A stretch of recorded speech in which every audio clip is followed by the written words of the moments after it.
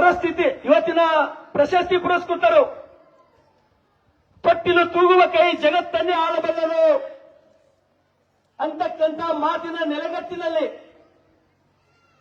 ಈ ನಾಡಿನ ಪ್ರತಿಯೊಬ್ಬ ಬಾಲಕಿ, ಪ್ರತಿಯೊಬ್ಬ ತರುಣಿ, ಪ್ರತಿಯೊಬ್ಬ ಮಹಿಳೆ ಅತ್ಯಂತ ಗೌರವದಿಂದ ಬದುಕಬಹುದು.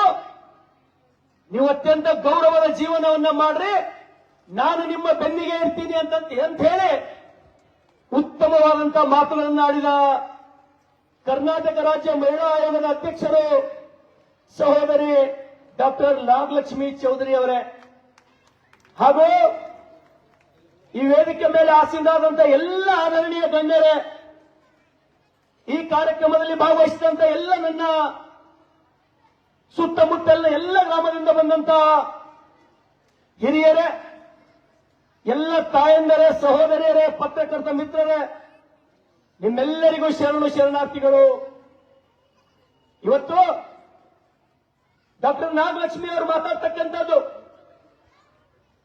ಉಡುತಡೆಯಿಂದ ಅಕ್ಕಮಹಾದೇವಿ ಬಸವ ಕಲ್ಯಾಣಕ್ಕೆ ಯಾವ ರೀತಿ ಬಂದರು ಆ ಸನ್ನಿವೇಶವನ್ನ ಕೇಳ್ತಕ್ಕಂಥ ಸಮಯದಲ್ಲಿ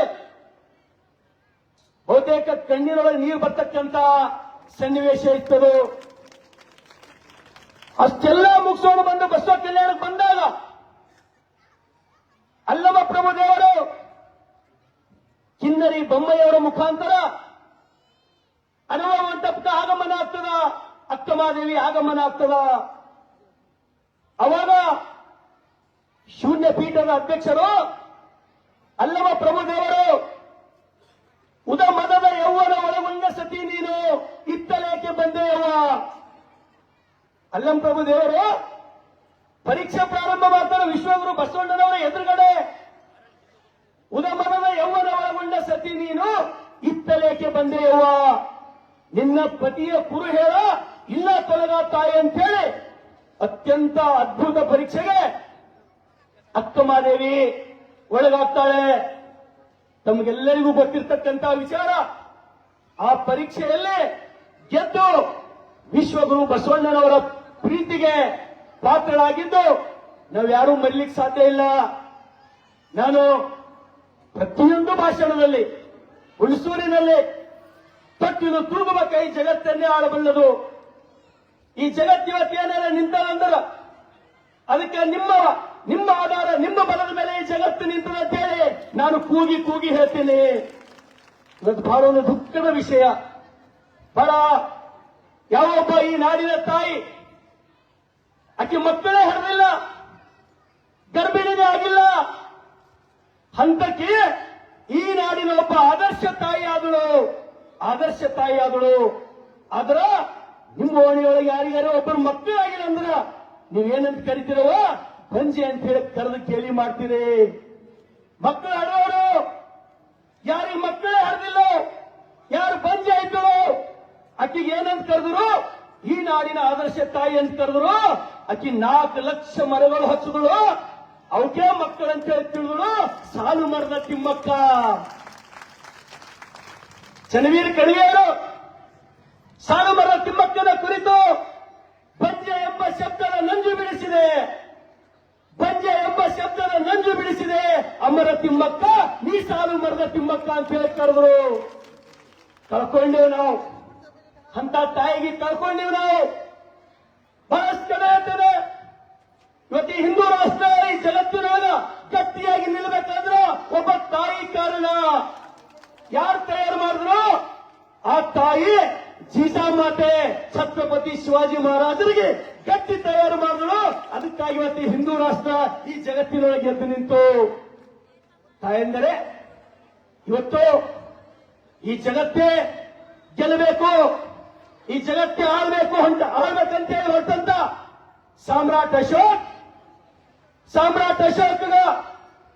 ಕಳಿಂಗ ಯುದ್ಧದಾಗ ಲಕ್ಷಾಂತರ ಜನ ಸಾವಾಗ್ತದ, ಲಕ್ಷಾಂತರ ಜನ ಕೈಕಾಲು ಕಳ್ಕೊತಾರ. ಅವಾಗ 12 ವರ್ಷದ ಒಬ್ಬ ಬಾಲಕಿ ಹೋಗ್ತಾಳ. ಯಾರ ಬಲ್ಲಿ? ಸಾಮ್ರಾಟ್ ಅಶೋಕನ ಬಳಿ ಹೋಗ್ತಾಳ. ಅಶೋಕ್ ರಾಜನ್, ನಾನು ನಿನ್ನ ಸಾಮ್ರಾಟ್ ಅಂತ ಹೇಳಿ ಕರಿತೀನಿ. ಯಾರೋ 12 ವರ್ಷದ ಒಬ್ಬ ಬಾಲಕಿ, ಅವಳ ಹೆಸರು ಅಮಿತಾ ಅಂತ ಹೇಳಿ. ಅಮಿತಾ ಅಂತಕ್ಕಂಥ ಬಾಲಕಿ ಹೋಗಿ, ರಾಜನ್ ನನ್ನ ತಾಯಿ ಕಳ್ಕೊಂಡು ನನ್ನ ತಂದೆ ಕಾಲು ಕರುವಾಗವಲ್ಲೇ, ನಾನು ನಿನಗೆ ಕರಗಿನ ಸಾಮ್ರಾಟ್ ಅಶೋಕ್ ಅಂತ ಹೇಳಿ ಕರಿಬೇಕಾದ್ರ ನನ್ನ ತಾಯಿಗೆ ತಂದು ಕೊಡು, ನಾನು ನಿನಗೆ ಸಾಮ್ರಾಟ್ ಅಶೋಕ್ ಅಂತ ಹೇಳಿ ಕರಿತೀನಿ ಅಂತಾಳ. ಒಬ್ಬ 12 ವರ್ಷದ ಬಾಲಕಿ ಮಾತು ಕೇಳಿ ಸಾಮ್ರಾಟ್ ಅಶೋಕ್ ತನ್ನ ಕೈಲಾಗಿರ್ತಕ್ಕಂಥ ಖಡ್ಗ ನೆಲಕ್ಕಿರ್ತಾನ, ಬದುಕಿರೋ ತನಕ ನಾನು ಯುದ್ಧ ಮಾಡಲ್ಲ ಅಂತ ಹೇಳಿ ಅವತ್ತು ಬದಲಾವಣೆ ಆಗ್ಲಿಕ್ಕ ಒಬ್ಬ 12 ವರ್ಷದ ಬಾಲಕಿ ಅಮಿತಾ ಅಂತಕ್ಕಂಥದ್ದು. ಅದಕ್ಕಾಗಿ ಕಟ್ಟಿಲು ತೂಗುವ ಕೈ ಜಗತ್ತನ್ನೇ ಆಳಬಲ್ಲದು. ತಾಯಂದರೆ, ಈ ಜಗತ್ತು ಸೂರ್ಯ ಮುಳುಗಿತ್ತಂದ್ರ ಕತ್ತಲಾಗ್ತಿತ್ತು, ಹೊತ್ತು ಮುಳುಗುತ್ತಂದ್ರೆ ಕತ್ತಲಾಗ್ತಿತ್ತು, ಚಿಮಣಿ ಕಜ್ಜಾರಿ ಹತ್ಕೊಂಡು ಕೂತಿರೋ. ಇವತ್ತೇನಾರ ಬೆಳಕಾಗ್ತದಂದ್ರ ಅದಕ್ಕೆ ಕಾರಣ ಯಾರು? ಥಾಮಸ್ ಆಲ್ವಾ ಎಡಿಸನ್. ಈ ಥಾಮಸ್ ಆಲ್ವಾ ಎಡಿಸನ್ ಯಾರು ತಯಾರು ಮಾಡಿದ್ರು? ಈ ದೇಶದ ಆದರ್ಶ ತಾಯಿ ನ್ಯಾನ್ಸಿ ಎಲಿಯಟ್ ಅಂತಕ್ಕಂಥ ಒಬ್ಬ ಮಹಿಳೆ ತಯಾರು ಮಾಡಿದ್ರು. ಈ ಜಗತ್ತಿಗೆ ಬೆಳಕು ಮಾಡ್ಲಿಕ್ಕೆ ಯಾರಪ್ಪ ಅಂದ್ರೆ ನ್ಯಾನ್ಸಿ ಎಲಿಯಟ್. ತಾಯಂದರೆ ಎಲ್ಲರೂ ಮರಿಬಾರ್ದು. ತಾಯಂದರೆ, ಇಸ್ರೇಲ್ ಹೆಸರು ತಾವೆಲ್ಲರೂ ಕೇಳಿದರೆ, ಇಸ್ರೇಲ್ ಅದೆಂತ ಭಯಾನಕ ಯುದ್ಧ ಆಯ್ತು 1948. ಹೆಚ್ಚಕಮ್ಮ ನಮ್ಮ ಜೊತೆನೆ ಸ್ವತಂತ್ರ ಆದಂತ ದೇಶ. ಅಲ್ಲೊಬ್ಬ ಮಹಿಳೆ ಹುಟ್ಟು ಬಂದರು, ಗೋಲ್ಡ್ ಅಮೀರ್ ಅಂತ ಹಾಕಿದ ಹೆಸರು ನೆನ್ಪಿಟ್ಕೋರು ಎಲ್ಲರೂ. ಗೋಲ್ಡ್ ಅಮೀರ್ ಅಂತಕ್ಕಂಥ ಒಬ್ಬ ಮಹಿಳೆ. ಇಸ್ರೇಲ್ ಸ್ವತಂತ್ರ ಆಗಬೇಕು, ಈ ಜಗತ್ತಿನಲ್ಲಿ ಹರಿಹಂಚೋದಂತ ಎಲ್ಲ ಯಹೂದಿಗಳು ಒಂದು ದೇಶ ಕಟ್ಟಬೇಕು ಅಂತಕ್ಕಂಥ ನೆಲೆಗಟ್ಟಿನಲ್ಲಿ ಗೋಲ್ಡ್ ಅಮೀರ್ ಅಂತಕ್ಕಂಥ ಒಬ್ಬ ಮಹಿಳೆ, ಗರ್ಭಿಣಿ ಅಂತಕ್ಕಂಥ ಮಹಿಳೆ ಅಭಾಷಣ ಮಾಡಿಕೊಂಡು ಆ ದೇಶಕ್ಕಾಗಿ, ಆ ದೇಶದ ಸ್ವತಂತ್ರಕ್ಕಾಗಿ ಹೋರಾಡಿ ಇವತ್ತು ಸೂರ್ಯ ಚಂದ್ರಿರ ತನಕ ಇಸ್ರೇಲಿಗರು ಆ ಗೋಲ್ಡ್ ಅಮೀರಿಗೆ ಅವತ್ತು ನೆನೆಸ್ತಾರ. ತಾಯಂದರೆ, ಇವತ್ತು 18 ವರ್ಷ ಜೈಲಿನಲ್ಲಿರೋ ಮುಖಾಂತರ ಇವತ್ತು ಮ್ಯಾನ್ಮಾರ್ ಸ್ವತಂತ್ರ ಆಯ್ತು. ಅಂಗ್ ಸಾನ್ ಸುಕಿ ಅಂತಕ್ಕಂಥ ಒಬ್ಬ ವೀರ ಮಹಿಳೆ ತಾಯ್ನಾಡಿನ ಸ್ವಾತಂತ್ರ್ಯಕ್ಕಾಗಿ, ಮ್ಯಾನ್ಮಾರಿನ ಭವಿಷ್ಯಕ್ಕಾಗಿ 18 ವರ್ಷ ಜೈಲು ವಾಸ ಮಾಡಿ ದೇಶ ಸ್ವತಂತ್ರ ಮಾಡತಕ್ಕಂಥ ಕೆಲಸ ಮಾಡಿದ್ರು. ಒಂದಲ್ಲ ಎರಡಲ್ಲ. ಇವತ್ತು ಈ ದೇಶದೊಳಗೆ ಝಾನ್ಸಿ ರಾಣಿ ಲಕ್ಷ್ಮೀಬಾಯಿ ಹೋಗಲಿಲ್ಲೇನು? ಕಿತ್ತೂರು ರಾಣಿ ಚೆನ್ನಮ್ಮ, ಬೇವಡಿ ಮಲ್ಲಮ್ಮ, ಅದೆಷ್ಟು ಜನ ರಾಣಿ ಹಬ್ಬಕ್ಕ, ಅದೆಷ್ಟು ಜನ ವೀರ ಮಹಿಳೆಯರು. ಹಾಗಾಗಿ ಇವತ್ತು ಡಾಕ್ಟರ್ ನಾಗಲಕ್ಷ್ಮಿಯವರು ಅತ್ಯಂತ ಉತ್ತಮ ಸಂದೇಶವನ್ನ ತಮಗೆಲ್ಲರಿಗೂ ಕೊಟ್ಟಿದ್ದಾರ. ಒಬ್ಬ ಮಹಿಳೆ ಮನಸ್ಸು ಮಾಡಿದ್ರೆ ಏನು ಸಾಧನೆ ಮಾಡಬಹುದು ಅಂತಕ್ಕಂಥದಕ್ಕೆ ಉದಾಹರಣೆ ನಾವು ಯಾರಿಗೂ ತಗೊಂಡ್ಬೇಡ, ನಾವು ಡಾಕ್ಟರ್ ನಾಗಲಕ್ಷ್ಮಿ ಅವರಿಗೆ ತಗೋಬಹುದು. ಹಾಗಾಗಿ ಸಮಸ್ತ ಎಲ್ಲರೂ ಈ ಕಾರ್ಯಕ್ರಮದಲ್ಲಿ ಭಾಗವಹಿಸಿದ್ದೀರಿ.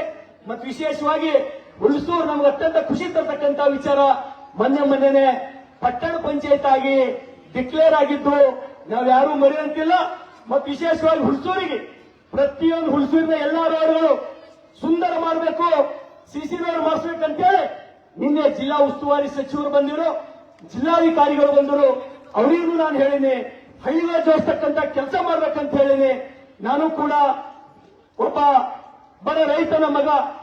ತಾವೆಲ್ಲರೂ ನನ್ನಂತ ಒಬ್ಬ, ನಾನು ಹಂಗ್ ನೋಡ್ಬೇಕಾದ್ರೆ ಮೇಡಮ್ ಅವರೇ, ನಾನು ಪ್ರಾಥಮಿಕ ಶಾಲಾ ಶಿಕ್ಷಕ. ನಾನು ಎಚ್ ವಿಶ್ವನಾಥ್ ಅವರು ಎಜುಕೇಶನ್ ಮಿನಿಸ್ಟರ್ ಇದ್ದಾಗ ನಾನು ಪ್ರೈಮರಿ ಸ್ಕೂಲ್ ಟೀಚರ್ ಅಂತ ಹೇಳಿ ಅಪಾಯಿಂಟ್ಮೆಂಟ್ ಮಾಡಿದ್ದೆ. ನಾನು ಧರ್ಮ್ ಸಿಂಗ್ ಅವ್ರ ಜೊತೆ ಅವ್ರ ಸಹಾಯಕ ಅಂತೇಳಿ 3 ತಿಂಗಳು ಕೆಲಸ ಮಾಡಿ. ನಾನು ನನ್ನಂತ ಒಬ್ಬ ಬಡ ಕುಟುಂಬದಲ್ಲಿ ಬೆಳೆದಂತ ಸಾಮಾನ್ಯ ರೈತನ ಮಗನಿಗೆ ಇಲ್ಲಿ ಜನ ಬಸವ ಕಲ್ಯಾಣದ 2 ಬಾರಿ ಶಾಸಕ ಮಾಡಿರಲ್ಲ. ಬಹುತೇಕ ಆ ಗುಡಿಯೊಳಗಿರ್ತಕ್ಕಂಥ ದೇವ್ರು ನನಗೆ ದೇವರಲ್ಲ, ಗುಡಿಯೊಳಗಿರ್ತಕ್ಕಂಥ ದೇವ್ರು ನಿಮಗಿರಬಹುದು. ನನ್ನ ಪಾಲಿನ ದೇವ್ರು ಯಾರು ಅಂದ್ರೆ ಸಮಸ್ತ ಹುಣಸೂರಿನ ಮಹಾಜನತೆ ಶರಣು ಸಲಗರ್ ಪಾಲಿನ ದೇವರು. ಯಾಕಂದ್ರೆ ಬಡತನದ ಅರಿವು ನನಗದ.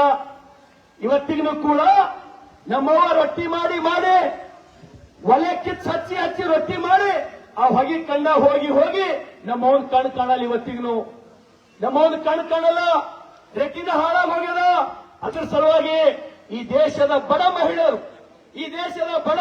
ಕಣ್ಣು ಹಾಳಾಗಬಾರ್ದು ಅಂತ ಹೇಳಿ ಈ ದೇಶದ ಒಬ್ಬ ಮಹಾನ್ ಪುರುಷ ಹುಟ್ಟು ಬಂದ, ನರೇಂದ್ರ ಮೋದಿ ಅಂತಕ್ಕಂಥ ಮಹಾನ್ ಪುರುಷ ಹುಟ್ಟು ಬಂದ. ಪ್ರತಿಯೊಂದು ಮನೆ ಗ್ಯಾಸ್ ಕೊಡ್ತಕ್ಕಂಥ ಕೆಲಸ ಮಾಡ್ದ, ಈ ಜನರಿಗೆ ಬದುಕಿಸಬೇಕು ಅಂತ ಹೇಳಿ. ಹಾಗಾಗಿ ಜಾಸ್ತಿ ಮಾತಾಡಲ್ಲ ನಾನು, ಯಾಕಂದ್ರೆ ಪರಮ ಪೂಜ್ಯರ 5 ನಿಮಿಷ ನನಗೆ ಕೊಟ್ಟಾರ.